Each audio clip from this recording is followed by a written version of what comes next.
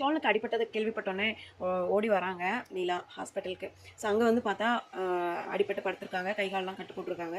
So இதை பார்த்தோன்னே நிலாவுக்கு ரொம்பவே ஃபீல் ஆகுது. என்னாச்சு அப்படின்னு சொல்லி கேட்குறப்ப, நீ வீட்டை விட்டு போனோன்னே நாங்கள் எல்லாமே திட்டோம்ப்பா, அதனால தான் அவன் வண்டி எடுத்துகிட்டு வேகமாக வெளில போனான், போய் இந்த மாதிரி ஆக்சிடென்ட் ஆயிடுச்சு அந்த மாதிரி சொல்கிறாங்க. ஸோ அதை கேட்டோன்னே நிலாவுக்கு ரொம்பவே கஷ்டமாக இருக்குது, நம்மளால தானோ அப்படின்னு சொல்லிட்டு அவங்க டாக்டர் யாராவது வந்து பார்த்தாங்களா அப்படின்னு சொல்லி கேட்குறாங்க. நிலா இன்னும் யாரும் வரலப்பா, கட்டு மட்டும் தான் போட்டிருக்காங்க அப்படின்னு சொல்லி சொல்கிறாங்க.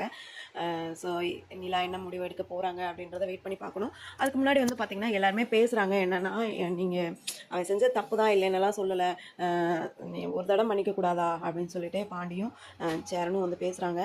ஒரு வாய்ப்பு கொடுக்கக்கூடாதா நிலா அப்படின்னு சொல்லிட்டு. ஸோ நிலாவுக்கு மனசே இல்லை, இப்படி என்னதான் இருந்தாலும் ஒரு பொண்ணை வந்து ஏமாற்றி கல்யாணம் பண்ணுறது அப்படின்றது மிகப்பெரிய தப்பு அப்படின்னு சொல்லி ஃப்ரெண்டுக்கிட்டையும் டிஸ்கஸ் பண்ணுறாங்க.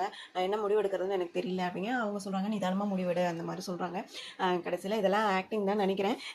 சோழன் பண்ணுறது எல்லாமே வெயிட் பண்ணி தான் பார்க்கணும். நான் நெக்ஸ்ட் சூப்பரான வீடியோவில் பார்க்குறேன். பை.